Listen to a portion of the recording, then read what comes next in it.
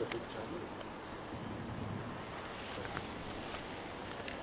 الله الرحمن الرحيم الحمد لله نحمده ونستعينه ونستغفره ونؤمن به ونتوكل عليه ونعوذ بالله من شرور أنفسنا ومن سيئات أعمالنا من يهده الله فلا مضل له ومن يضلله فلا هادي له ونشهد أن لا إله إلا الله وحده لا شريك له ونشهد أن سيدنا مولانا محمدا عبده ورسوله أما بعد قال المصنف رحمه الله تعالى باب زيارة أهل الخير ومجالستهم وصحبتهم وطلب زيارتهم والدعاء منهم وزيارة المواضع الفاضلة.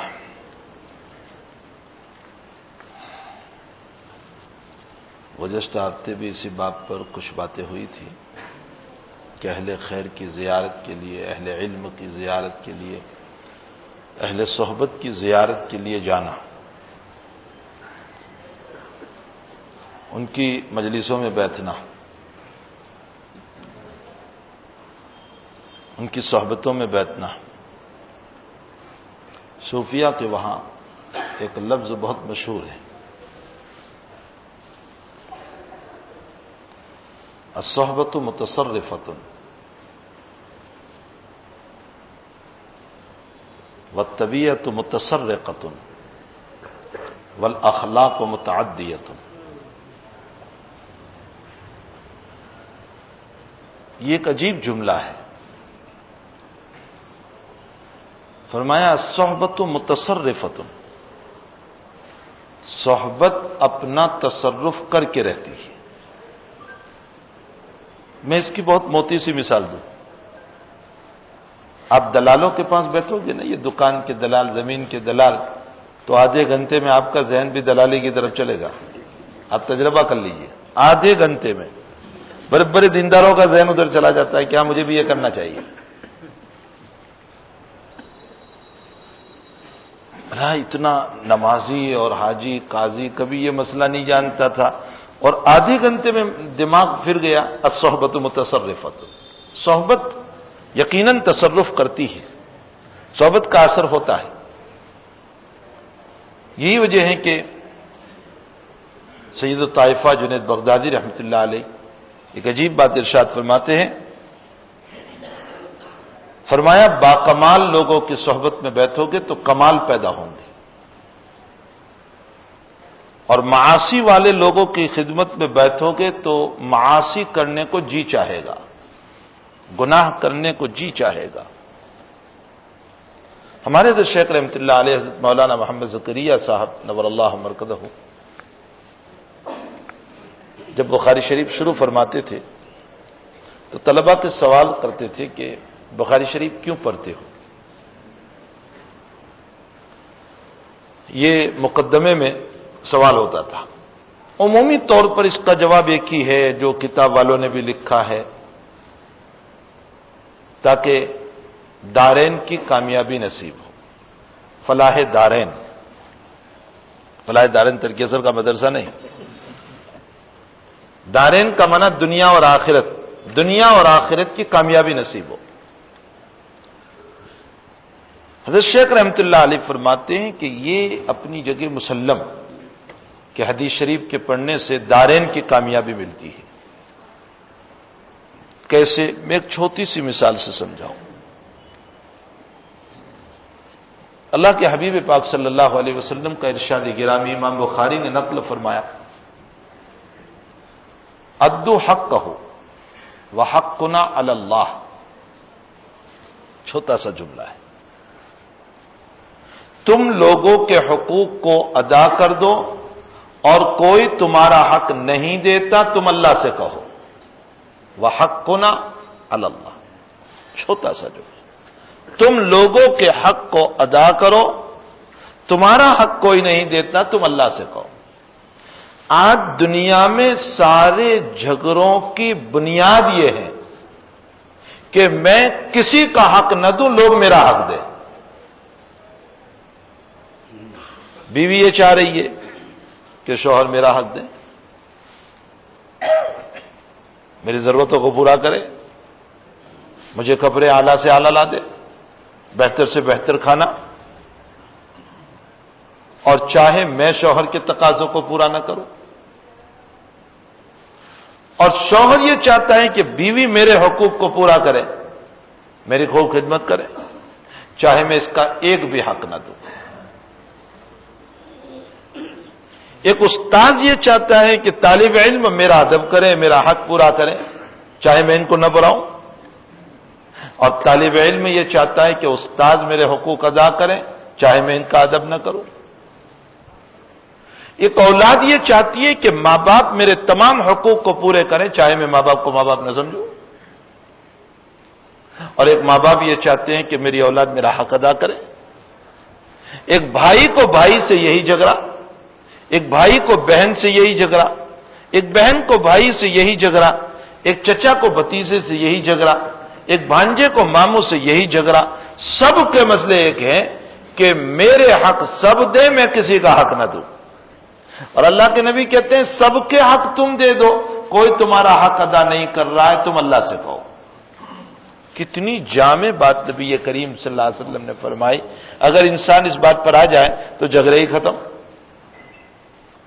دنیا کی کامیابی بھی مل گئی، آخرت کی کامیابی بھی ملے گی۔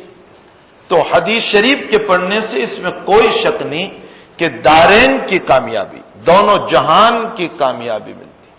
لیکن ساتھ ساتھ حضرت شیخ اپنی طرف سے ایک بات اور کہتے تھے، چکی کا پات یہ ہے، میں اس سے پہلے بھی آپ کو بتا چکا ہوں کہ حضرت نے اپنا نام چکی کا پات رکھا تھا، اور حضرت اس پر ایک لطیفہ سناتے تھے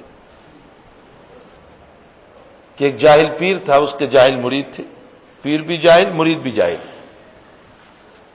اور آج ایسے بہت ہیں۔ مثالوں کے لیے ایک کو تلاش کرو گے تو 10 ملیں گے، جہاں پیر بھی جاہل مرید بھی جاہل۔ مریدوں نے اپنے پیر سے زمین پر ایک نشان بنا ہوا تھا، مریدوں نے پوچھا کہ حضرت یہ نشان کس کا ہے؟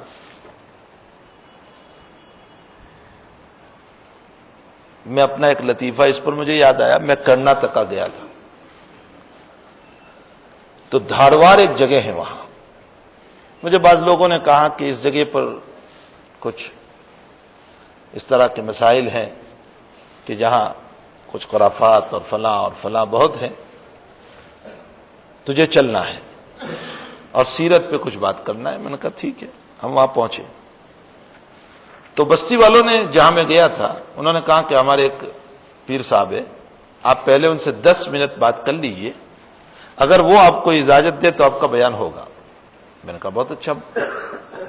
پیر صاحب آئے میرے ساتھ، کچھ چائے ناشتہ، میں نے ان کو اپنے قریب بٹھائے، وہ ضعیف تھے، اور ہمارے نبی علیہ السلام نے ویسے بھی فرمایا ہے بوڑھوں کی تعظیم کرو، بڑوں کا ادب کرو۔ میں نے ان کو اپنے قریب بٹھایا، بلکہ میں نیچے بیٹھ گیا، ان کو گدی پر بٹھا دیا، اور میں نے اپنے ہاتھ سے ان کو ایک نوالا ان کے منہ میں رکھ دیا۔ یہ ایک کچھ قریب کرنے کی بات تھی، میں نے ایک نوالا ان کے منہ میں کھلا دیا، ایک بسکٹ رکھ دی ان کے منہ میں، دل بہت نرم ہو گیا ان کا۔ انہوں نے مجھے پوچھا تم کہاں سے آئے؟ میں نے کہا میں گجرات سے آیا ہوں، سورت میں رہتا ہوں، سورت کے قریب ایک بستی ہے، وغیرہ وغیرہ بات سی۔ پھر کہا کہ میرے ایک سوال کا جواب بہت برسوں سے حل نہیں ہوا، وہ اسی سوال پر اب مجھے بیان کی ہدایت دینے والے تھے۔ اب تعجب کرو گے اس کا سوال، اس نے کہا کہ عجیب ہے کہ ساری کائنات کے مالک نے اپنا جو نام رکھا اس میں کوئی بھی نقطہ کیوں نہیں لایا؟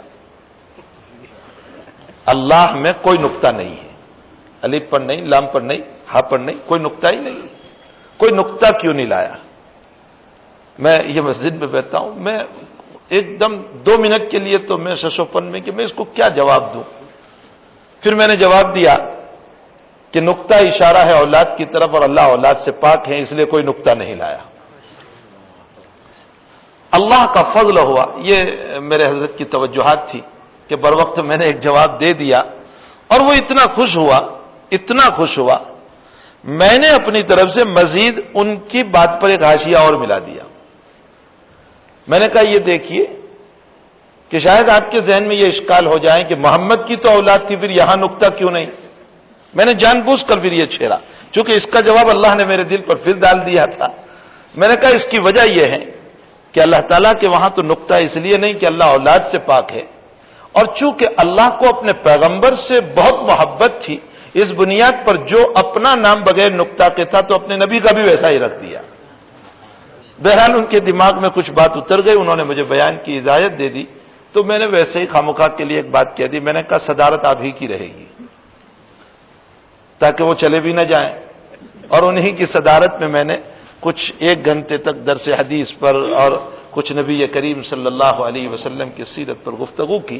اللہ کا فضل ہے کہ وہاں آج چھوٹا سا دارالعلوم قائم ہو گیا اور 40 بچے آج وہاں پڑھ رہے ہیں۔ تو کبھی کبھی عجیب طرح کے سوال ہو جاتے ہیں، اور وہ سوال بھی اٹھا پٹک کے ہوتے ہیں جس کا حقیقت میں کوئی جواب نہیں ہوا کرتا ہے۔ تو میں تو کچھ اور بات کہہ رہا تھا کہ حضرات صوفیہ جو ہیں وہ عجیب کلام فرماتے ہیں، اور ان کے کلام میں عجیب طرح پر ایک نورانیت ہوتی ہے۔ حضرت شیخ رحمۃ اللہ علیہ فرماتے ہیں کہ حدیث شریف کیوں پڑھتے ہیں؟ حضرت نے فرمایا عام طور پر یہی جواب ہے نا کہ دارین کی کامیابی ملے۔ فرمایا یہ تو اپنی جگہ مسلم، لیکن چکی کا پات یہ ہے، اور اس پر حضرت ایک واقعہ، ایک لطیفہ بیان کرتے تھے کہ ایک جاہل پیر، اس کے جاہل مرید، اور ایک زمین پر نشان تھا، تو جاہل مریدوں نے کہا کہ حضرت یہ نشان کس کا ہے؟ تو پیر صاحب نے کہا کہ پیر صاحب پہلے ہنسے پھر روئے، تو مریدوں نے کہا کہ حضرت پہلے 1 سوال تھا، اب 3 سوال، آپ ہنسے کیوں، آپ روئے کیوں، اور یہ ہے کیا؟ تو پیر صاحب نے کہا مجھے ہنسی اس پر آئی کہ ایسی لطیف باتیں الحمدللہ میں موجود ہوں تو تمہیں بتا رہا ہوں، اس پر تو ہنسی آئی خوشی کی، اور رونا اس پر آیا کہ جب میں نہیں ہوں گا تو تمہیں کون بتائے گا، اس پر مجھے رونا آیا۔ اور یہ ہے کیا؟ فرمایا ہرن بھاگ رہا تھا، تو ہمارے زمانے میں پہلے ہاتھ چکی چلتی تھی، اس کا ایک اوپر کا پات ہوتا تھا، ایک نیچے کا پات ہوتا تھا، تو اوپر کے پات میں سوراخ ہوتا تھا، تو کہا ہرن بھاگ رہا ہوگا تو چکی کا پات کہیں پڑا ہوگا وہ سوراخ والا، اور ہرن کا پاؤں اس میں پھنس گیا، تو وہ ہرن جو پتھر لے کر کے بھاگا یہ پتھر کا نشان ہے۔ حضرت شیخ رحمۃ اللہ علیہ فرماتے ہیں کہ اس جاہل پیر کو اتنا پتہ نہیں کہ اتنا کمزور ہرن اتنے بڑے پتھر کو لے کر کیسے بھاگ سکتا ہے۔ فرمایا وہ تو ہاتھی کے پاؤں کا نشان تھا، چونکہ وہ پات تھا نا تو حضرت نے اس سے اپنا نام رکھ لیا چکی کا پات۔ اور یوں فرمایا کرتے تھے کہ جیسے وہ جاہل مریدوں کا جاہل پیر تھا، اسی طرح تم جاہل شاگردوں کا میں جاہل استاد ہوں، لیکن اللہ اکبر یہ تو حضرت کی تواضع تھی، انکساری تھی، عاجزی تھی، ورنہ اوجز المسالک پڑھ لیجئے۔ مجھے ایک بہت بڑے عالم ملے مدینہ شریف میں کتب خانے میں 3 سال پہلے، انہوں نے اوجز المسالک خریدی، میں بھی ویسے کتاب دیکھ رہا تھا، وہ بھی کتاب لے کر کے وہاں آئے، میں نے کہا حل تعرف ھذا شیخ، میں نے کہا کہ آپ اس شیخ کو پہچانتے ہیں اوجز المسالک کے لکھنے والے کو؟ ان کا جملہ سنیے، فرمایا کہ میرے جگر کے رگ و ریشے میں یہ شیخ پیوست ہے، اور اتنا نہیں، انہوں نے مجھے یوں کہا کہ اس شیخ نے اگر اپنی کتاب کے شروع میں محمد زکریا الحنفی نہ لکھا ہوتا تو میں یہ سمجھتا کہ یہ مسلک امام مالک کا ایک بہت بڑا کوئی عالم ہے۔ امام مالک کے مسلک پر جتنی واقفیت، موطا امام مالک کی یہ شرح، یہ آپ کیا سمجھو گے اس کو کہ موطا امام مالک کیا ہے اور موطا امام مالک کی شرح کیا ہے؟ اتنی چھوٹی کتاب موطا امام مالک، اس کی شرح 14 جلدوں کے اندر حضرت شیخ رحمۃ اللہ علیہ نے لکھی ہے، اور بہت مفصل طریق پر لکھی۔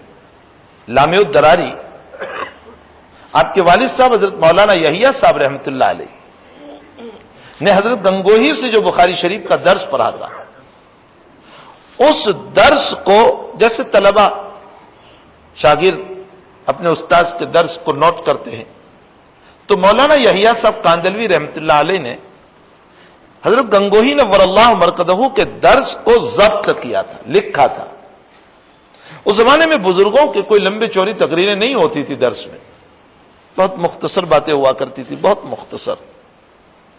حضرت گنگوہی پورے دن میں صحاح ستہ پڑھاتے تھے، بخاری، مسلم، ترمذی، ابو داؤد، نسائی، ابن ماجہ، یہ ساری کتابیں حضرت اکیلے پڑھاتے تھے، اور سال میں ساری کتابیں ختم ہو جاتی تھی، بہت مختصر کلام ہوتا تھا۔ مولانا یحییٰ صاحب نے اس کو ضبط کیا تھا، اسی کو حضرت شیخ رحمت اللہ علیہ نے اپنے والد کی محبت میں اس کو لکھا اور اس پر اپنا حاشیہ لکھا، یعنی اسی کلام کو سمجھانے کے لیے پھر حضرت شیخ زکریا رحمت اللہ علیہ نے کچھ نیچے لکھا۔ ہمارے حضرت سے میں نے 3 مرتبہ یہ بات سنی، ہمارے حضرت فرماتے ہیں کہ والد صاحب کی محبت میں اسی مختصر کلام کو سمجھایا، ورنہ اگر میرے حضرت یعنی حضرت شیخ زکریا رحمت اللہ علیہ بخاری شریف کی شرح لکھتے تو اس زمانے کا حافظ ابن حجر کی طرح ایک شرح ہو جاتی۔ اللہ تعالیٰ نے وہ علوم حضرت شیخ رحمت اللہ علیہ کو عطا فرمائے تھے، فضائل اعمال ہی کو آپ دیکھ لیجئے کیسے علوم نکھر کے اس کے اندر بھر دیے ہیں۔ بعض علوم تو وہ ہیں کہ جو ہماری سمجھ میں بھی نہیں آتے سوائے سر دھوننے کے اور کچھ نہیں، بس ہم کو صرف سر ہی ہلانا ہوتا ہے، باقی سمجھتے کچھ نہیں۔ بعض باتیں ایسی بھی فضائل اعمال میں حضرت شیخ رحمت اللہ علیہ نے نقل فرمائی ہے۔ بہرحال میں یہ کہنا چاہتا تھا کہ حضرت شیخ رحمت اللہ علیہ فرماتے ہیں کہ یہ مسئلہ مسلم کہ حدیث شریف کے پڑھنے سے در و دنیا کی کامیابی نصیب ہوتی ہے، لیکن چکی کا پاٹ یہ ہے، یعنی میں یوں کہتا ہوں کہ حدیث شریف کے پڑھنے سے ایک وجہ تو یہ ہے کہ کوئی ثواب اللہ عطا نہ کرے حدیث شریف کے پڑھنے پر، ہم اس لیے پڑھ رہے ہیں کہ میرے محبوب کی ادائیں ہیں، اور محبوب کی ادائیں ہر ایک کو محبوب ہوا کرتی ہیں، بس سیدھا سا مسئلہ ہے، محبوب کی ادائیں ہیں اور محبوب کی ادائیں ہر ایک کو محبوب ہوا کرتی ہے۔ وَأَحْسَنَ مِنْكَ لَمْ تَرَ قَطُّ عَيْنِي وَأَجْمَلَ مِنْكَ لَمْ تَلِدِ النِّسَاءُ۔ کون کہہ رہا ہے؟ وہ شاعر کہ یہ 1400 سال میں جتنے شاعر پیدا ہوئے نا، وہ سب کے سب شاعر حضرت حسان رضی اللہ تعالیٰ عنہ کے ایک جیب میں بھی نہیں آ سکتے۔ حضرت حسان وہ شاعر ہے جو اللہ کے حبیب کے شاعر ہے، اور اللہ کے حبیب پاک صلی اللہ علیہ وسلم خود آپ کو ممبر پر بٹھاتے تھے اور حضرت نیچے بیٹھ جاتے تھے خود اور فرماتے تھے حسان اشعار پڑھو، اور اب حضرت حسان اشعار پڑھتے تھے۔ اور اتنا نہیں، اللہ کے حبیب یوں فرماتے تھے حسان جب تک تم میری تائید میں اشعار پڑھتے رہو گے فرشتے تمہاری تائید کرتے رہیں گے۔ انہوں نے یہ شعر کہا ہے وَأَحْسَنَ مِنْكَ لَمْ تَرَ قَطُّ عَيْنِي وَأَجْمَلَ مِنْكَ لَمْ تَلِدِ النِّسَاءُ خُلِقْتَ مُبَرَّأً مِنْ كُلِّ عَيْبٍ كَأَنَّكَ قَدْ خُلِقْتَ كَمَا تَشَاءُ وَأَحْسَنَ مِنْكَ لَمْ تَرَ قَطُّ عَيْنِي۔ اے محبوب صلی اللہ علیہ وسلم، آپ سے زیادہ ہم نے کسی کو حسین نہیں دیکھا۔ علامہ قرطبی رحمت اللہ علیہ نے لکھا ہے کہ اللہ نے حضرت یوسف کے حسن کو ظاہر کر دیا تھا، نبی کریم صلی اللہ علیہ وسلم کے حسن کو ظاہر نہیں کیا، بقدر ضرورت ظاہر ہوا، تھوڑا سا ظاہر ہوا۔ اس تھوڑے سے حسن کے ظاہر ہونے پر عائشہ یوں کہہ رہی ہے رضی اللہ تعالی عنہا ام المؤمنین، ہم سب کی ماں، وہ یوں کہہ رہی ہے لوامی زلیخا لو رأینا حبیبی لا فرن قطع القلوب علی الیدین۔ فرمایا زلیخا کو تانا دینے والیاں جب یوسف کے حسن کو دیکھا تو بجائے فروٹ کے اپنی انگلیاں کاٹ ڈالی۔ فرمایا میرے نبی کے حسن کے دیکھنے والوں نے اپنے گلے کٹوا دیے۔ وَأَحْسَنَ مِنْكَ لَمْ تَرَ قَطُّ عَيْنِي وَأَجْمَلَ مِنْكَ لَمْ تَلِدِ النِّسَاءُ۔ انشاءاللہ اگر اس کتاب میں جہاں پر نبی کریم صلی اللہ علیہ وسلم کی صورت پر گفتگو آئے گی، میں چند باتیں حدیث شریف کی روشنی میں بتاؤں گا۔ وَأَجْمَلَ مِنْكَ لَمْ تَلِدِ النِّسَاءُ، اور آپ جیسا خوبصورت۔ اجمل کس کو کہتے ہیں؟ اجمل کا معنی ہوتا ہے ہر چیز کو اپنی جگہ پر برابر ڈھنگ سے رکھنا، اس کو کہتے ہیں اجمل۔ کتابوں کو ترتیب سے رکھا یہ جمال ہے، اپنے مکان میں کپڑوں کو برابر ترتیب سے رکھا یہ جمال ہے، ہر چیز کو اپنے مکان میں ترتیب سے رکھنا اس کو جمال کہتے ہیں۔ یہی وجہ ہے کہ اللہ پر حسن نہیں بولا جاتا لیکن اللہ پر جمال بولا جاتا ہے۔ ان اللہ جمیل یحب الجمال، اللہ جمیل ہے، جمال کو پسند کرتا ہے، یعنی خود ہر چیز کو اچھی طرح رکھتا ہے اور اپنے بندوں سے بھی چاہتا ہے کہ اپنی ہر چیز کو اچھی طرح رکھے۔ یہ نہیں کہ تہبند کہیں اور لٹکائی ہے، کپڑا کہیں اور لٹکایا، جیسے عمومی طور پر ہمارے مسلمانوں کا مزاج ہے، صفائی نہیں، نظافت نہیں، اور ہمارے محلات کے آنے سے پتہ چل جاتا ہے کہ یہ مسلمانوں کے علاقے ہیں. بکریوں کی مینگنیاں پڑی ہوئی ہے، صفائی نہیں، تہبل لٹکے ہوئے ہیں، صفائی نہیں، وہیں سے پتہ چل جاتا ہے کہ یہ مسلمانوں کے محلے شروع ہو گئے. اللہ جمیل ہے، جمال کو پسند کرتا ہے. تو بہرحال احسن منک لم تر قط عینی واجمل منک لم تلد النساء خلقت مبرأ من کل عیب. اللہ نے آپ کو تمام عیوب سے پاک اور صاف پیدا کیا. کأنک قد خلقت کما تشاء. اوفو، جو جملہ بیان کیا ہے سارے شعراء کا شعر اس شعر پر قربان ہو جائیں. اے پیغمبر، اللہ نے جیسے آپ کو ایسا بنایا جیسے آپ نے چاہا، ایسے اللہ نے آپ کو بنایا، یعنی گویا ایک تشبیہ ہے. بہرحال حضرت شیخ رحمۃ اللہ علیہ فرماتے ہیں ہم حدیث شریف کو اس لیے پڑھ رہے ہیں کہ تاکہ یہ ہمارے محبوب کا کلام ہے، محبوب کی ادائیں ہیں، ہم اس لیے پڑھ رہے ہیں. اور اگلی بات جو مجھے نقل کرنا ہے، حضرت فرماتے ہیں ہم اس کلام کو اس لیے بھی پڑھ رہے ہیں کہ اس کلام میں نور ہے، اور نور والے کلام کے پڑھنے سے نور پیدا ہوتا ہے. ظلماتی کلام کو پڑھنا، ناول کو پڑھنا، ڈائجسٹ کو پڑھنا، یہ وہ چیزیں جس میں جھوٹی کہانیاں ہیں. جھوٹی کہانیوں کو پڑھنے سے قلب پر ظلمت پیدا ہوتی ہے، صحبت کا اثر. جیسا کلام پڑھیں گے ویسے اثرات منتقل ہوں گے. الصحبت متصرفۃ، صحبت یقیناً تصرف کرتی ہے. والطبیعت متصرقۃ، اور طبیعت میں عادت ہے چوری کرنے کی. اس کی مثال میں اپنے طلباء کو یوں دیتا ہوں کہ بعض طلباء کو جس استاد سے مناسبت ہو جاتی ہے وہ طلباء ان کی نقالی کرتے ہیں کہ میرا استاد ایسے بولتا ہے، میرا استاد ایسے چلتا ہے، میرا استاد ایسے بیٹھتا ہے، میرا استاد سبق پڑھاتا ہے تو یوں ہاتھ کرتا ہے. بعض طلباء کو جو ہے نا نقال، یہ ان کی طبیعت نے اپنے استاد کے اپنے طریقوں کی چوری کی. والطبیعت متصرقۃ، صوفیہ فرماتے ہیں اچھی طبیعت والوں کے پاس بیٹھو گے تو تمہاری طبیعت بھی اچھی چیزیں ان سے وصول کرے گی، اور بری طبیعت والوں کے پاس بیٹھو گے تو تمہاری طبیعت ان سے برائی کو لے گی. اور آگے فرمایا والاخلاق متعدیۃ، اور اخلاق کی شان یہ ہے کہ اخلاق ایک سے دوسرے میں منتقل ہوتے ہیں. اس میں تعدی کی شان ہے، منتقل ہونے کی شان ہے. اچھے اخلاق والوں سے پاس بیٹھو گے تو اچھے اخلاق نصیب ہوں گے، اور برے اخلاق والوں کے پاس بیٹھو گے تو برے اخلاق نصیب ہوں گے. اسی لیے نبی کریم صلی اللہ علیہ وسلم نے مثال دی جو میں نے گزشتہ جمعہ منگل کو بھی پڑھ کے سنایا تھا. اللہ کے حبیب پاک صلی اللہ علیہ وسلم فرماتے ہیں اگر تم عطر فروش کے پاس بیٹھو گے عطر ملے گا، کم سے کم خوشبو ملے گی. اور اگر دھونی دھننے والوں کے پاس، لوہار کے پاس بیٹھو گے، کپڑے کالے ہوں گے، کچھ نہیں، سوراخ نہیں ہوں گے، جلیں گے نہیں، تو کم سے کم کپڑے تو ضرور کالے ہو جائیں گے. تو صحبت کا بڑا اثر پڑتا ہے. اسی لیے کہا گیا کہ اہل اللہ کی صحبت، نیک لوگوں کی صحبت، اچھوں کی صحبت، اور اچھوں کی صحبت میں بیٹھنے کی وجہ سے انسان کی زندگی اچھی بنتی ہے. حضرات صحابہ نبی کی صحبت میں بیٹھے تو صحابہ کی زندگی بہتر سے بہتر بنی، اور تابعی صحابہ کے پاس بیٹھے تو ان کی زندگی اچھی سے اچھی بنی. تابعی کے پاس بیٹھے الی یومنا ھذا، آج تک چلے جائیں. یہی وجہ ہے کہ ایک عجیب بات ہے، بات سے بات یاد آ گئی. دیکھیے ایک روایت آتی ہے حدیث جبریل.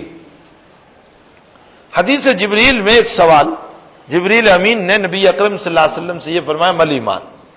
حضرت نے ایمان کی تعریف کی، فرمایا مل اسلام، اسلام کسے کہتے ہیں؟ حضرت نے اسلام کی تعریف فرمائی. پھر فرمایا مل احسان، احسان کسے کہتے ہیں؟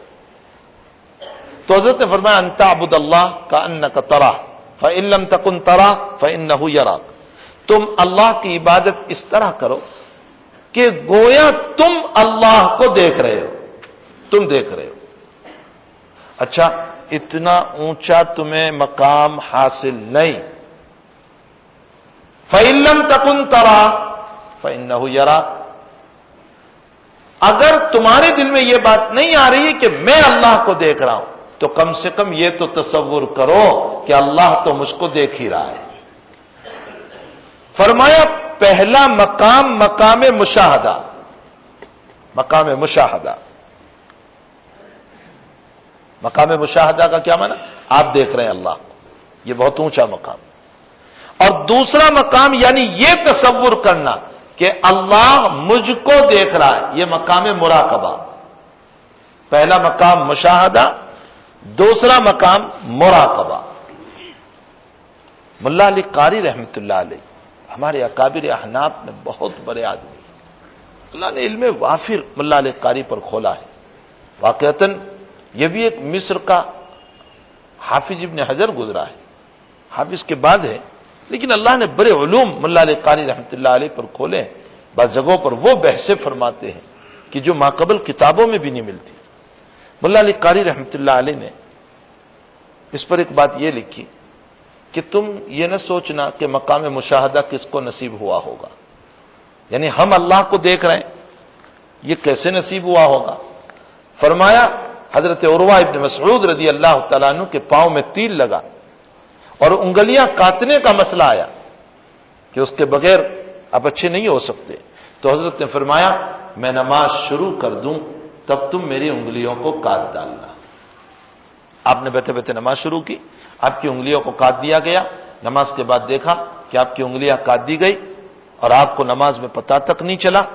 یہ ہمارے خیالات میں یہ واقعات اس لیے نہیں آ رہے کہ ہمیں یہ دو مقام تو بہت دور کی بات، ہمیں تو تیسرا ادنا درجے کا مقام بھی حاصل نہیں۔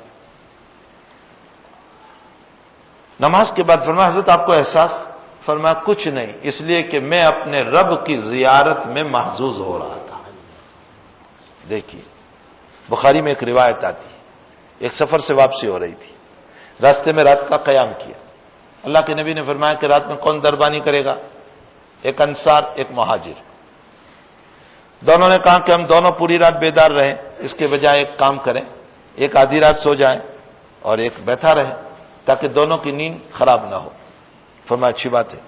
اب انصار کی باری پہلے نمبر پر آئی جاگنے کی۔ انہوں نے سوچا کہ میں بیٹھے بیٹھے کیا کروں گا، لاؤ نماز شروع کر دوں۔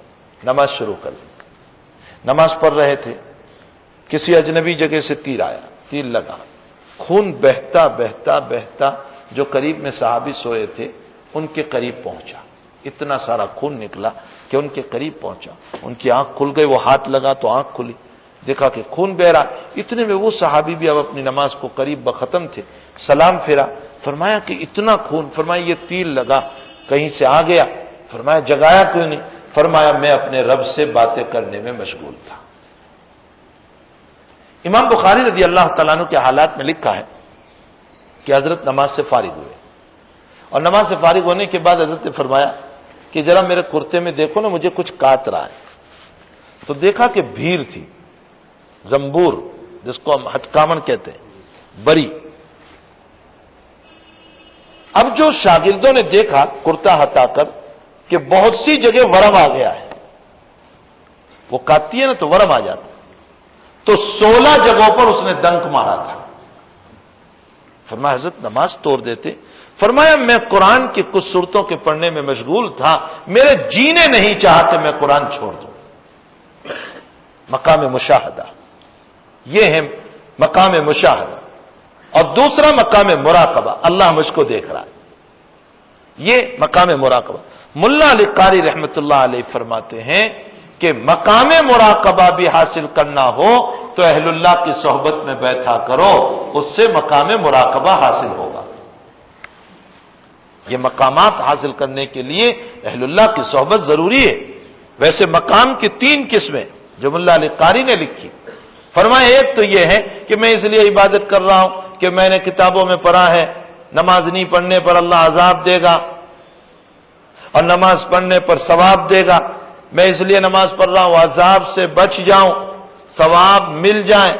فرمایا یہ علم الیقین ہے، یعنی آپ کو علم ہوا کتاب سے تو بس آپ اپنے علم پر عمل کر رہے ہیں، یہ سب سے ادنا درجہ۔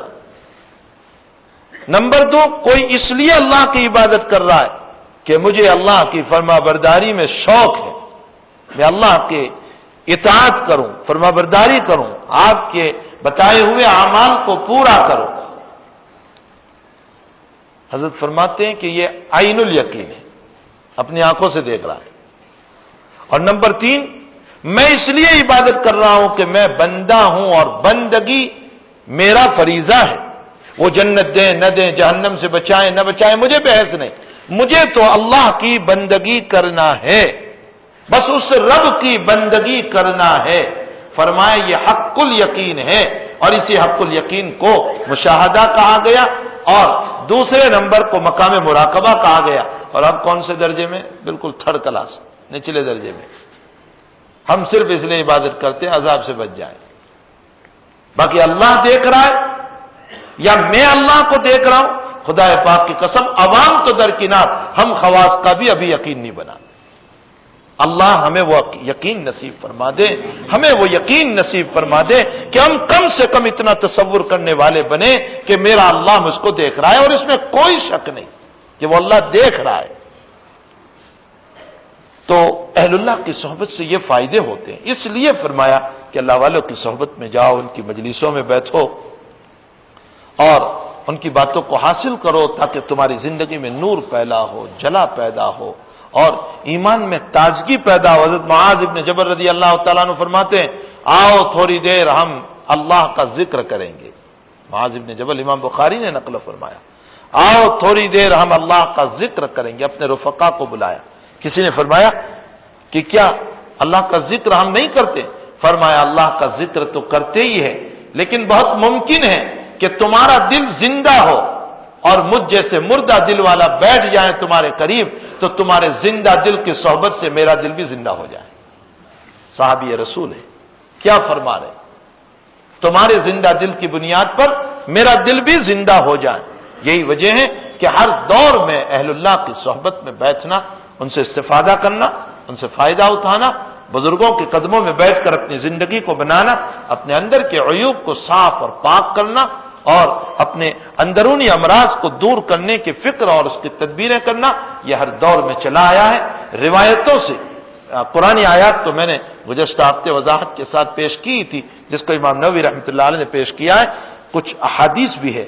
فرماتے ہیں سب سے پہلے حدیث قال ابو بکر لعمر رضی اللہ تعالیٰ عنہما بعد وفات رسول اللہ صلی اللہ علیہ وسلم ان طریق بنا الی ام ایمن رضی اللہ تعالیٰ عنہ نزورها کما کان رسول اللہ صلی اللہ علیہ وسلم یزورها. ام ایمن کون ہے؟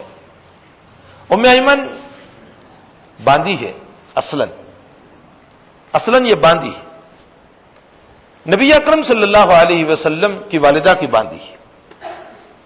اور حضرت 6 سال کی عمر میں جب اپنی والدہ آمینہ کے ساتھ مکے سے مدینے گئے تھے تو یہ ام ایمن ساتھ تھی. واپسی میں جب واپسی ہوئی اور مقام ابوا پر جب آپ کی والدہ کا انتقال ہو گیا، تو انتقال کے بعد ساری کائنات کا یہ نبی جن کے حوالے ہوا ہے وہ اسی باندی کے حوالے ہوا، ام ایمن رضی اللہ تعالیٰ عنہ. ام ایمن نے حضرت کو بچپن میں دودھ بھی پلایا ہے. آپ کی رضائی ماں ہے. جہاں حلیمہ سعدیہ نے دودھ پلایا، وہاں ام ایمن رضی اللہ تعالیٰ عنہ نے بھی آپ کو دودھ پلایا ہے. ام ایمن سے تو رضائی ماں بھی ہوئی، بڑی محبت بھی تھی نبی کریم صلی اللہ علیہ وسلم کو. بخاری شریف میں ایک عجیب روایت ہے، ہجرت کر کے ام ایمن بھی مدینہ تشریف لے آئے تھے. جب فتوحات کا دروازہ کھلا اور بنو نذیر کے باغات اللہ نے عطا فرمائے، تو اللہ کے حبیب نے اپنے مہاجر صحابہ سے یوں فرمایا کہ یہ انصاریوں نے جو تمہیں اپنے کھجور کے درخت دیے ہیں نا، یہ ان کو واپس کر دو. اب میں تمہیں ان باغات سے کھجور کے درخت دیتا ہوں. صحابہ نے واپس کر دیا. ام ایمن کو بھی اللہ کے نبی نے کچھ کھجور کے درخت دیے تھے. ام ایمن کے پاس ایک آدمی کو بھیجا، بعض روایتوں میں حضرت انس کو بھیجا. فرمایا جاؤ ام ایمن سے بھی کہو کہ جو انصار کے درخت ہیں وہ ان کو واپس کر دیں. ام ایمن نے منع کیا، فرمایا نہیں دوں گی میں. اللہ کے حبیب پاک صلی اللہ علیہ وسلم خود تشریف لے گئے. فرمایا امی دے دو، میں تمہیں ایک کا ڈبل دوں گا. تم ایک دو گی، میں تمہیں 2 درخت دوں گا. فرمایا نہیں دوں گی. رضائی ماں کے اللہ کے نبی کتنے نخرے اٹھا رہے ہیں. اللہ اکبر. رضائی والدہ ہے نبی علیہ الصلوۃ والسلام، آپ کی کتنے نخرے اور نزاکتوں کو برداشت کر رہے ہیں. امت کو یہ تعلیم دے رہے ہیں کہ دیکھو والدین کا مقام سمجھنا، والدین کا مقام کتنا بڑا ہے۔ فرمایا امی دے دو نا، 1 کے 3 دوں گا۔ فرمایا نہیں دوں گی۔ جب حضرت نے یوں فرمایا 1 کے 10 دوں گا، تو فرمایا اچھی بات ہے میں دیتی ہوں۔ 1 درخت کے بدلے میں اللہ کے حبیب نے 10 درخت دیے، 5 درخت واپس کیے، اللہ کے حبیب نے 50 دیے۔ اور اللہ کے حبیب کثرت سے ام ایمن کے پاس جایا کرتے تھے، کثرت سے جاتے تھے۔ جب اللہ کے حبیب دنیا سے رخصت ہو گئے تو حضرت ابو بکر صدیق رضی اللہ تعالیٰ عنہ خلیفۃ النبی صلی اللہ علیہ وسلم بالتحقیق بلا فصل حضرت عمر سے کہنے لگے چلو نا ہم بھی ام ایمن کے پاس جائے اس سنت کو ادا کرنے کے لیے کہ میرے نبی بھی جایا کرتے تھے۔ امام نووی سے یہ ثابت کرنا چاہتے ہیں کہ ام ایمن عورت ہے، لیکن اللہ کے حبیب وہ والدہ ہونے کی حیثیت سے جاتے تھے، لیکن اس میں کوئی شک نہیں کہ ام ایمن اپنی جگہ ایک نیک خاتون ہے۔ تو صرف اہل اللہ میں مردوں ہی کے پاس جانا اور دعا کروانا مسئلہ نہیں ہے، اگر کوئی نیک صالح خاتون ہے تو ان سے بھی دعا کروانی چاہیے۔ میں نے اس سے پہلے بھی غالباً ایک مسئلہ بیان کیا تھا کہ تہنیک کے لیے کسی بزرگ ہی کے پاس ضروری نہیں ہے، اپنے خاندان میں کوئی نیک عورت ہے، نمازی ہے، تہجد گزار ہے، تقوی والی ہے، حرام سے اپنے آپ کو بچاتی ہے، آپ اس عورت سے بھی تہنیک کرا سکتے ہیں۔ تو ام ایمن رضی اللہ تعالیٰ عنہ کے پاس پہنچے، فرمایا کما کان رسول اللہ صلی اللہ علیہ وسلم یزورها۔ جب وہاں پہنچے ہیں اور جا کر کے بیٹھے صحبت میں اور کچھ گفتگو ہوئی تو حضرت ام ایمن نے بکت رونا شروع کر دیا۔ فقال لها لما تبكيكِ اما تعلمين ان ما عند الله خير لرسول الله صلی اللہ علیہ وسلم۔ ابو بکر و عمر یہ سمجھے کہ غالباً حضرت کے انتقال کی وجہ سے صدمہ ہے، اس کے لیے رو رہی ہے ام ایمن رضی اللہ تعالیٰ عنہ۔ فرمایا کیوں رو رہی ہو امی، کیوں رو رہی ہو؟ کیا تمہیں معلوم نہیں کہ اللہ کے پاس جو نبی اکرم صلی اللہ علیہ وسلم کا مقام اللہ تعالیٰ نے آپ کو جو عطا فرمایا وہ بہت اونچی چیز ہے، بہت اونچی چیز ہے۔ مجھے اس پر ایک اور بات یاد آ گئی، جب حضرت عباس رضی اللہ تعالیٰ عنہما کا انتقال ہوا تو حضرت عبداللہ ابن عباس پر بہت صدمہ تھا، بہت روتے تھے عبداللہ ابن عباس۔ ایک دیہاتی آیا تعزیت کے لیے، عبداللہ ابن عباس رو پڑے، تو اس دیہاتی نے تسلی کے لیے کچھ اشعار پڑھے۔ ان اشعار میں یہ بتایا کہ حضرت آپ جیسے امیر ہو کر اگر رو گے، بڑے ہو کر رو گے تو رعایا کا کیا ہوگا؟ اب تو ہمارے بڑے ہیں۔ اس کے بعد اگلا جملہ فرمایا عبداللہ رو مت، اللہ نے تمہارے باپ کو جو چیز عطا فرمائی ہے وہ تم ساری زندگی خدمت کے باوجود نہیں دے سکتے تھے، یعنی جنت۔ اللہ نے جو جنت عطا فرمائی وہ تم نہیں دے سکتے تھے۔ اولاد بہت بہت تو خدمت کرے گی، بیمار ہو جائیں ہاسپٹل میں لے جائے گی، ایڈمٹ کرے گی۔ ارے اولاد تو یہ بھی نہیں کر سکتی کہ باپ کی بیماری خود لے لے، اور یہ مسئلہ تو بہت دور ہو گیا۔ اب تو اولاد کا حال یہ ہے کہ استنجا صاف کرنے کے لیے تیار نہیں۔ اللہ محتاجگی والی بیماریوں سے حفاظت فرمائے، ورنہ بھائی بڑا مسئلہ ہے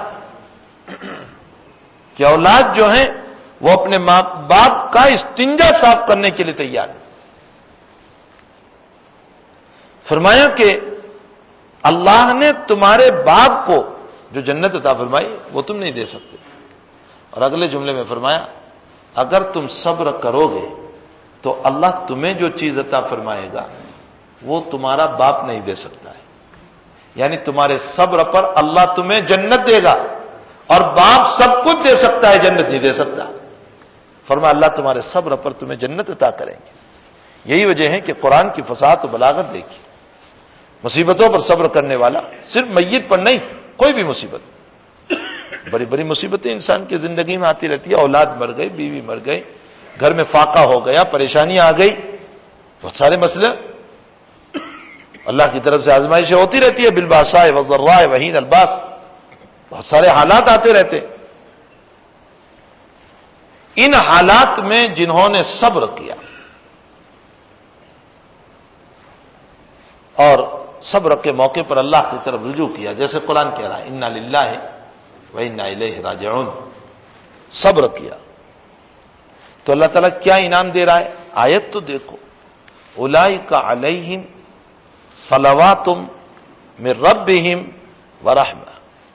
مفسرین اعظام نے یہاں ایک سوال قائم کیا کہ صبر کرنے والوں کے لیے اللہ کہتا ہے صلواتن، حالانکہ صلات کا لفظ تو خاص ہے انبیاء کے ساتھ،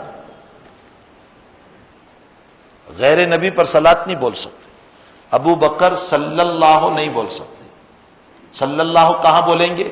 نبیوں پر، محمد صلی اللہ علیہ وسلم، عیسیٰ صلی اللہ علیہ وسلم، ابراہیم صلی اللہ علیہ وسلم، صلی اللہ صلات کا لفظ خاص ہے انبیاء کے ساتھ، غیر نبی پر نہیں بول سکتے۔ اور یہاں اللہ قرآن کی آیت میں صبر کرنے والوں پر بول رہا ہے اولئک علیہم صلوات من ربہم۔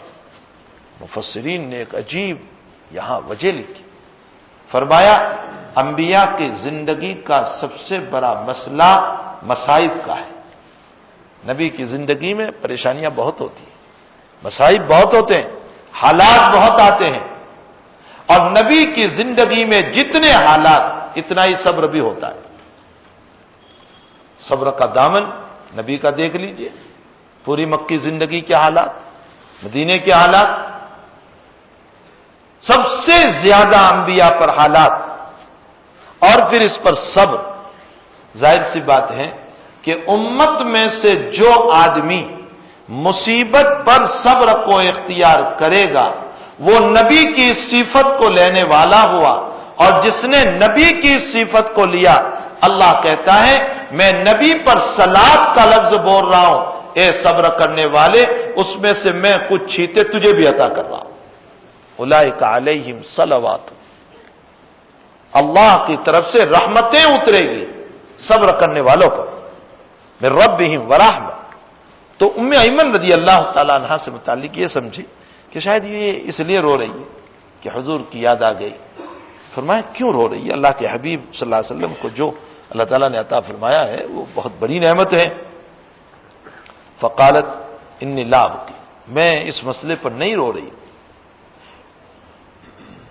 انی لعالم ما عند اللہ تعالی خیر لرسول اللہ، میں بھی جانتی ہوں کہ نبی کریم صلی اللہ علیہ وسلم کو اللہ تعالیٰ نے کیا عطا فرمایا۔ ولیکن ابکی ان الوحی قد انقطع من السماء، میں اس لیے رو رہی ہوں کہ میرے آقا کے جانے کے بعد آسمان سے اترنے والی وحی کا دروازہ بند ہو گیا، اب قیامت تک وحی کا دروازہ کسی کے لیے کھلنے والا نہیں۔ مجھے تو اس پر رونا آ رہا، جہاں یہ جملہ فرمایا بس کیا کہنا، فجعل یبقیان معہا، ابو بکر و عمر کو بھی رونا آ گیا اور ام ایمن کے ساتھ رونا شروع کر دیا۔ صرف بتانا یہ ہے کہ ابو بکر و عمر ام ایمن کے پاس جاتے تھے، کیوں؟ ان کی نیکیوں کی بنیاد پر، ان کی اخلاص اور ان کے تقوی کی بنیاد پر۔ اگلی روایت نبی ہریرہ عن النبی صلی اللہ علیہ وسلم ان رجلا زار اخا له فی قریۃ اخرى فارسل اللہ تعالی من السماء ملکا فلما اتى علیہ قال اين تريد؟ قال اريد اخا لي في هذه القرية قال هل لك عليه من نعمة؟ قال لا غير اني احببته في الله تعالى قال فاني رسول الله اليك بان الله قد احبك كما احببته۔ روایت کا خلاصہ یہ ہے، ابو ہریرہ فرماتے ہیں کہ نبی اکرم صلی اللہ علیہ وسلم نے فرمایا ایک آدمی اپنی بستی سے دوسری بستی میں جا رہا تھا اپنے بھائی کو ملنے کے لیے، اللہ تعالیٰ نے فرشتے کو انسانی شکل میں بھیجا، اس فرشتے نے آ کر پوچھا کہاں جا رہے ہو؟ فرمایا میں فلاں جگہ جا رہا ہوں۔ یاد رکھو بہت سی مرتبہ ہمیں بھی اسی طرح فرشتوں کی شکل میں انسان ملتے ہیں، لیکن چونکہ ہماری آنکھیں اندھی ہیں، دنیا کو ہم نے بہت دیکھا ہے، اس لیے ہم حقیقت کو پہچان نہیں پاتے، ورنہ بہت سارے فرشتہ صفت انسان ہم کو ملتے رہتے۔ فرشتہ انسانی شکل میں آیا، پوچھا کہاں جا رہے ہو؟ فرمایا فلاں بستی میں۔ کہا کیوں؟ میرا بھائی ہے۔ تو فرشتے نے پوچھا کہ اچھا کوئی غرض سے جا رہے ہو؟ تمہارا کچھ ان کے پاس باقی ہے؟ فرمایا کوئی غرض میری نہیں، میں اس لیے جا رہا ہوں کہ میں اللہ کے واسطے اس سے محبت رکھتا ہوں، انی احبہ للہ تبارک و تعالی، میں اللہ کے واسطے اس سے محبت رکھتا ہوں۔ فرشتے نے جواب دیا اسی لیے مجھے میرے اللہ نے بھیجا ہے یہ پیغام لے کر کہ تم میرے واسطے میرے بندوں سے محبت رکھتے ہو تو تمہارا اللہ تم سے محبت رکھتا ہے۔ کتنی بڑی چیز ہے۔ معلوم یہ ہوتا ہے کہ کسی سے محبت بھی اللہ کے لیے ہونی چاہیے، دنیاوی اغراض کی بنیاد۔ آج عمومی طور پر ہماری دوستیاں اور ہماری محبت اغراض دنیاویہ کی بنیاد پر ہیں، اسی لیے جب تک غرض ہے دوستی ہے، اور جب غرض ختم ہو گئی تو دوستی بھی ختم ہو گئی۔ مجھے کچھ دیتا ہے تو دوستی، مجھے نہیں دیتا ہے تو دوستی منقطع ہو جاتی، چونکہ میری غرض اس سے وابستہ ہے، میری ضرورت اس سے وابستہ ہے۔ اور حدیث شریف میں یوں آیا کہ حب فی اللہ و بغض فی اللہ، دوستی بھی اللہ کے لیے ہو اور دشمنی بھی اللہ ہی کے لیے ہو، اپنے ذاتی اغراض۔ یہی وجہ ہے کہ اللہ کے حبیب نے ہمیں دوستی اور دشمنی کا طریقہ بھی سکھایا۔ ترمذی شریف کی روایت ہے احبب حبیبک حونما عسى ان يكون بغيضك يوما ما، عسى ان يكون حبیب بغيضك يوما ما، وبغض بغيضك يوما ما، عسى ان يكون حبیبک یوما ما۔ فرمایا تو اپنے دوست سے اتنی دوستی کر کہ ساری راز کی بات نہ کہہ دے، بہت میٹھا نہ بن جا، جوش میں آ کر ساری باتیں مت کہہ دے، کل کو تیرا دشمن بنے گا، تجھے پچھتانا پڑے گا، ہے نا؟ آج کل تو لوگ ویک پوائنٹ سے فائدہ بہت اٹھاتے کہ تیرا ویک پوائنٹ میرے پاس، دبانے کی کوشش کرتے، بلکہ افسوس صد افسوس کہ ہمارے ویک پوائنٹ کو جان کر اس کی بیوی سے بھی غلط فائدہ اٹھائے۔ اللہ اکبر۔ فرمایا تم اتنے بھی میٹھے مت بن جاؤ کہ ساری راز کی باتیں کہہ دو، کل کو تمہارا دشمن بنے گا، تمہیں پچھتانا پڑے گا۔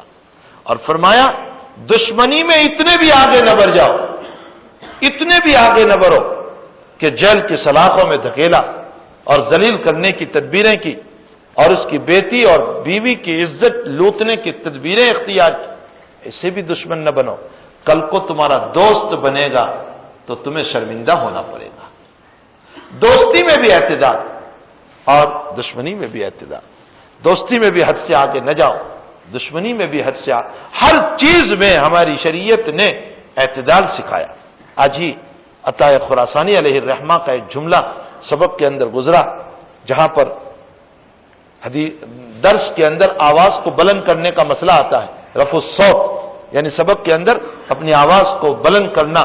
اللہ کے حبیب پاک صلی اللہ علیہ وسلم لیس بصخاب فی الاسواق، بازار میں چلانے والے نہیں تھے، اور قرآن میں فرمایا واغضض من صوتک، آواز نیچی رکھو، ان انکر الاصوات لصوت الحمیر، بہت زوروں سے چلانا یہ گدھوں کی آواز ہے۔ قرآن نے قباحت بیان کی، تو اس کا مطلب پڑھنے پڑھانے میں بھی آہستہ۔ امام بخاری نے ثابت فرمایا کہ نہیں، تدریس میں بقدر ضرورت زور سے بولنا چاہیے۔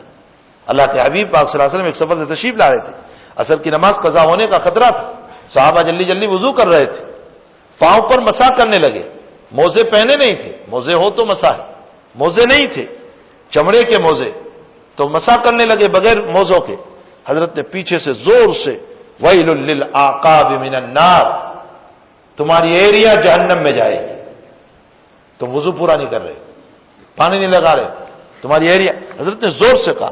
معلوم ہوتا ہے ضرورت کے بنیاد پر، ضرورت کی موقعوں پر آواز کو زور سے کرنا چاہیے، وہاں عطا خراسانی نے فرمایا اتنے بھی زور سے نہ بولنا، فرمایا فی مجلس العلم لا یعدو صوتک عن مجلسہ، تیری آواز تیری مجلس سے باہر نہ جائے۔ یہیں سے مسئلہ نکلا کہ اپنا اسپیکر اور اپنا مائک بھی اتنا رکھنا چاہیے کہ جس کی وجہ سے مسجد کے اطراف میں رہنے والوں کو تکلیف نہ ہو۔ منع فرمایا۔ آپ مسلمان ہیں، کوئی غیر مسلم بھی ہوں گے جو نہیں چاہ رہے ہماری وجہ سے، اور جن کو آواز پہنچانا ہے وہ تو یہاں موجود ہے، پھر اتنی آواز کو بلند کرنا کہ جس کی وجہ سے دوسروں کو تکلیف ہو۔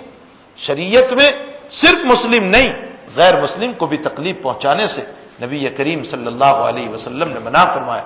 تلک حدود اللہ فلا تعتدوها، ہر معاملے میں اللہ کے حدود ہیں، ان سے آگے تجاوز نہ کرو، اور اس سے آگے تجاوز کرو گے تو اس صورت میں ہم گناہ میں مبتلا ہو جائیں گے۔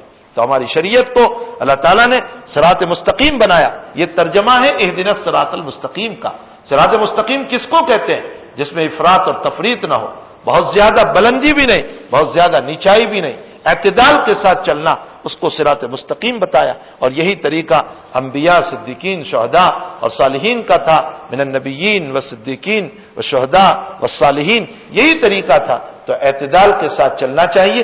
اس روایت میں یہی بتایا گیا کہ اللہ کے لیے محبت رکھو، اللہ کے لیے دشمنی رکھو۔ ہماری محبتیں بھی اغراض دنیاویہ کی وجہ سے ہیں، اور ہماری دشمنیاں بھی اغراض دنیاویہ کی وجہ سے ہیں۔ اللہ معاف فرمائے، اللہ معاف فرمائے۔ جتنے جیلوں میں ہمارے مسلمان بھائی بیٹھے ہوئے ہیں ان کو بھی بٹھانے والے پرائے نہیں ہیں، اپنے ہی ہیں۔ چند کوڑیوں کے خاطر، چند ٹھیکروں کے خاطر، اپنی شہرت اور عزت کے خاطر، اپنے مقاصد میں کامیابی کے لیے، تاکہ میں کامیاب ہو جاؤں، مجھے ایک مقام مل جائے۔ اس کے لیے مختلف قسم کے یہ طریقے اختیار فرمائے۔ اللہ کے حبیب پاک صلی اللہ علیہ وسلم نے اس سے منع فرمایا۔ دوستی میں بھی اعتدال ہو، دشمنی میں بھی اعتدال ہو۔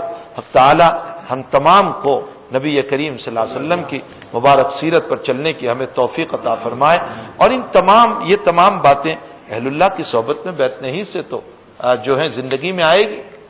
اللہ والوں کی صحبت میں جب ہم بیٹھیں گے تبھی جا کر کے یہ باتیں ہماری زندگیوں میں اترتی ہیں۔ اور اگر ہم اہل اللہ کی مجلسوں سے دور رہیں گے، آنا جانا نہیں ہوگا۔ مجھے یاد ہے ہمارے استاد محترم حضرت مفتی مظفر حسین صاحب رحمۃ اللہ علیہ، میرے بہت شفیق میرے استاد ہیں، بلکہ میرے شیخ ہیں، میرے مربی ہیں۔ میری تربیت حضرت مفتی صاحب رحمۃ اللہ علیہ نے بڑی ہی محنت کے ساتھ فرمائی تھی۔ حضرت مفتی صاحب رحمۃ اللہ علیہ نے ایک مرتبہ میں پاؤں دبا رہا تھا عشاء کے بعد، اور حضرت تکیہ لگا کر بیٹھے تھے، کچھ باتیں اپنے شیخ کی بیان کر رہے تھے۔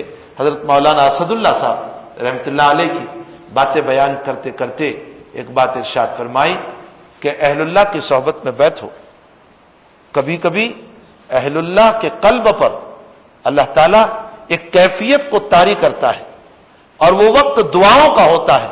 فرمایا وہ وقت دعاؤں کا اور مقبولیت کا ہوتا ہے، اس وقت ایک دعا بھی ان کے دل سے ہمارے لیے نکل گئی، ہماری زندگی کا بیڑا پار ہو جاتا ہے۔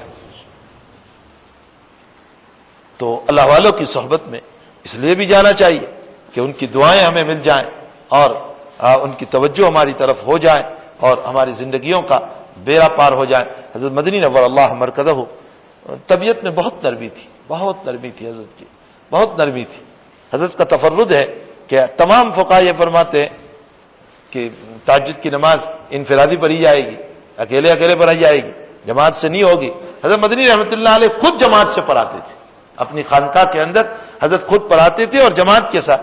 یہ حضرت کا اپنا تفرد ہے، حضرت کے اپنے کچھ استدلالات تھے۔ بہرحال حضرت مدنی رحمۃ اللہ علیہ کی طبیعت میں انتہائی نرمی، انتہائی، کئی لوگوں نے حضرت پر ہاتھ اٹھائے ہیں، کئی لوگوں نے، اس گجرات میں بھی، جس وقت حضرت ہمارے اس قریب ملک کے بننے کے قائل نہیں تھے، اور یہ چاہتے تھے کہ نہ بنے اور مسلمان مل کر کے رہے۔ کاش اس اللہ کے ولی کی بات کو مانا جاتا، آج مسلمانوں کی ایک قوت ہوتی، ایک طاقت ہوتی، اور مسلمان ایک بہت بڑی کثرت میں ہوتے، ایک میجورٹی میں ہوتے۔ لیکن بہرحال اللہ کو جو منظور تھا وہ ہوا.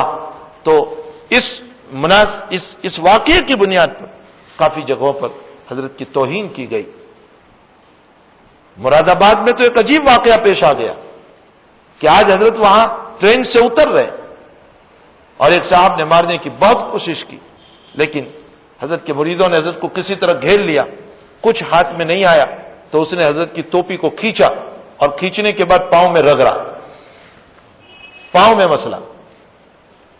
حالات میں لکھا ہے نہ معلوم رات میں اس کو کیا ہوا، دوسرے دن ڈپریشن کا مریض ہوا اور دوسرے دن شام کو ایک بریج اور پل پر سے کود کر مر گیا. ایسے تو کئی واقعات.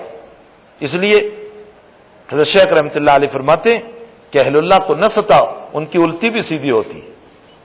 ان کی الٹی سیدھی ہونے کا مطلب یہ نہیں ہے کہ کوئی مسئلہ اور ہو جائے، مطلب یہ ہے کہ وہ نہیں چاہتے، لیکن پھر بھی اللہ اپنے ولیوں کے ستانے والے کو نہیں چھوڑتا ہے. تو حضرت مدنی رحمۃ اللہ علیہ کی طبیعت میں نرمی بہت تھی. بھائی محمد کر کے حضرت سے ایک بیعت ہوئے تھے. حضرت کچھ کہتے نہیں تھے، لیکن ایک مرتبہ نہ معلوم حضرت پر کیا جذب طاری ہوا، کیا کیفیت طاری ہوئی کہ حضرت نے محمد سے کہا بھائی محمد داڑھی نہیں ہے تمہاری، داڑھی نہیں رکھی. نہ معلوم کیا اس وقت کیفیت تھی. فرمایا قبر میں جاؤ گے، تمہاری قبر سے نبی کی قبر تک زمین پھاڑ دی جائے گی. تم سے پوچھا جائے گا بتاؤ وہ کون ہے، تم کہو گے میرے آقا صلی اللہ علیہ وسلم، اور آقا صلی اللہ علیہ وسلم یوں کہیں گے کہ تو میرا نہیں ہے، اس لیے کہ تو نے تو میری سنت علانیہ چھوڑی. بتاؤ محمد تمہیں قبر میں کون بچائے گا. کس کیفیت سے حضرت نے فرمایا، بس اسی وقت ان کی زندگی میں تغیر اور تبدل آ گیا اور حضرت نے 1 سال کے اندر اندر ان کو خلافت بھی دے دی. یہ اہل اللہ کی صحبت کی برکتیں ہیں. ہمیں چاہیے اسی لیے بہت ساری روایتوں سے امام نووی یہ زور دے رہے ہیں کہ بزرگوں کی صحبت میں جاؤ، ان کی دعائیں لو، ان سے استفادہ کرو، ان سے اخلاق سیکھو، اپنی بیماریوں کو ان کے سامنے پیش کرو. مجھ میں حسد ہے، کیا علاج ہو سکتا ہے؟ مجھ میں نماز چھوڑنے کی بیماری ہے، کیا علاج ہو سکتا ہے؟ مجھے میں دوسروں سے متعلق کینہ کپت رکھنے کی بیماری ہے، کیا علاج ہو سکتا ہے؟ اہل اللہ ہمیں بتائیں گے اور اس سے ہماری زندگیاں بنے گی. اللہ ہم سب کو عمل کی توفیق عطا فرمائے. صلی اللہ تعالی علی خیر خلقہ محمد و آلہ وصحبہ اجمعین.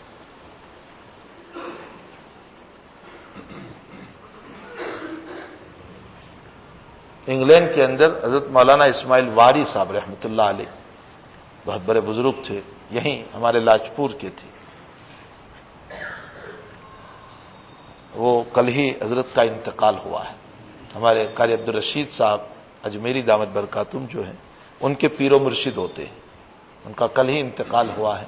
دعائے مغفرت کی درخواست بھی ہے، اللہ تعالیٰ ان کے درجات کو بلند فرمائے.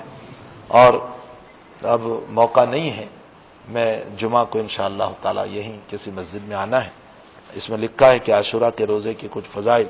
یہ مسلم ہے کہ عاشورہ کا روزہ پہلے فرض تھا، رمضان سے پہلے عاشورہ کا روزہ فرض تھا. یہ صحیح بخاری شریف کی روایت ہے کہ عاشورہ کا روزہ فرض تھا، لیکن جب رمضان آیا تو اس کی فرضیت منسوخ ہوئی، سنت اس کا باقی رہا. یہ روزہ سنت ہے. البتہ چونکہ 10ویں محرم کو یہود بھی روزہ رکھتے اور ان کے روزہ رکھنے کی وجہ یہ ہے کہ حضرت موسیٰ علیہ السلام کو فرعون سے نجات اللہ نے 10ویں تاریخ ہی کو دی تھی. تو اس کے شکر میں وہ لوگ بھی روزہ رکھتے ہیں، ان کی شریعت میں بھی روزہ ہے. اللہ کے نبی علیہ السلام نے فرمایا کہ ہم 2 روزے رکھیں گے، 9-10 یا 10-11. تو یہ 2 روزے ہیں. اور ابھی مجھے ایک صاحب نے ایک سوال کیا تھا، میں انشاءاللہ اس کی وضاحت موقع رات جمعہ ہی کو کروں گا، کہ جو بہت مشہور روایت ہے کہ جس نے عاشورہ کے دن اپنے رشتہ داروں کو کھانا کھلایا، اپنی اولاد کو کھانا کھلایا تو سال بھر اللہ تعالیٰ برکت عطا فرماتے ہیں. اس روایت کی حیثیت کیا ہے اور یہ روایت کس درجے کی ہے اور یہ حقیقت پر مبنی ہے یا اور کوئی مسئلہ ہے، اور اگر واقعتاً یہ روایت ہے تو پھر اس صورت میں اس کا کیا مطلب ہوگا، برکت کا کیا معنی ہے، میں انشاءاللہ اس پر جمعہ کے دن اللہ تعالیٰ کی مدد اور توفیق شامل حال رہی تو اس پر کچھ باتیں عرض کروں گا. اللہ عمل کی توفیق عطا فرمائے. اللہم صلی علی سیدنا حبیبنا شفیعنا سندنا مولانا محمد وبارک وسلم. الحمدللہ رب العالمین والعاقبۃ للمتقین والصلاۃ والسلام علی سید الانبیاء والمرسلین وعلی آلہ وصحبہ اجمعین. اللہم اعنا علی ذکرک وشکرک وحسن عبادتک. اللہم ربنا آتنا فی الدنیا حسنہ وفی الآخرۃ حسنہ وقنا عذاب النار وقنا عذاب القبر وقنا عذاب الحشر وقنا عذاب الفقر وقنا عذاب الدین واحشرنا یوم القیامۃ مع المتقین ومع الابرار. اللہ ہمارے گناہوں کو معاف فرما، ہمارے قصوروں سے درگزر فرما، ہماری سیاہ کاریوں سے معافی عطا فرما. یا اللہ انہی دنوں میں تیرے نبی کا نواسا اسلام کے پرچم کو لہرانے کے لیے اپنی فیملی کے ساتھ تیرا پیارا ہو گیا تھا. رب کریم کربلا کا میدان انہی کو زیب دیتا ہے. اللہ ہم سے تو خون تو بہت دور کی بات، تیرے دین کی اشاعت میں اتنا پسینہ بھی نہیں بہایا جاتا. اللہ تو ہمیں معاف فرما دے، اللہ تو ہمیں معاف فرما دے. اللہ ہماری ان کوتاہیوں کی وجہ سے اپنے دین کے کام سے ہمیں محروم نہ فرما، ہمیں محروم نہ فرما. تادم حیات ہمیں دین سے وابستگی نصیب فرما. اللہ ہماری موت آئے تو دین کا کام کرتے ہوئے موت آئے. اے اللہ دعوت پر موت آئے، اے اللہ تبلیغ پر موت آئے، اے اللہ تلاوت قرآن پر موت آئے، اے اللہ ذکر پر موت آئے، اے اللہ نمازوں میں موت آئے، اے اللہ سجدوں میں موت آ جائے. اے اللہ ہمیں ایسی پیاری مبارک موت نصیب فرما جب تک جلائے آبر و عزت اور ایمان کے ساتھ جلانا. اے اللہ الہ العالمین اس 70,000 بنی اسرائیل کے مارنے والے فرعون کو تو نے انہی دنوں میں 10ویں محرم کو دبو کر اے اللہ بنی اسرائیل کو خوش کر دیا تھا. اے اللہ اس امت میں بھی تو بڑے بڑے فرعون ہیں جنہوں نے لاکھوں مسلمانوں کو شہید کر دیا ہے. اے اللہ تیری رحمت کب اترے گی؟ اے اللہ 2 دن میں فلسطین میں 6,000 مسلمانوں کو شہید کر دیا.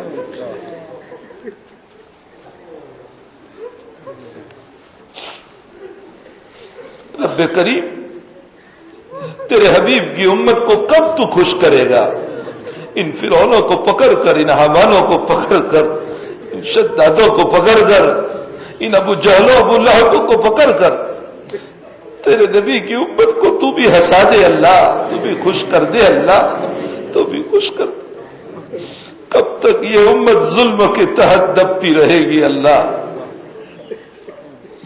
امت مسلمہ کا شرازہ بکھر چکا ہے.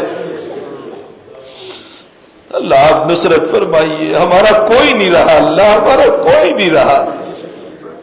ہم جہاں جاتے ہیں ہمیں نکالے جاتے ہیں اللہ. اللہ آپ مدد فرما دیجئے، آپ مدد فرما دیجئے اللہ، آپ مدد فرما دیجئے. اے اللہ ٹینکوں کے نیچے کیسے زندہ بچوں کو سلا دیے جاتے ہیں. رب کریم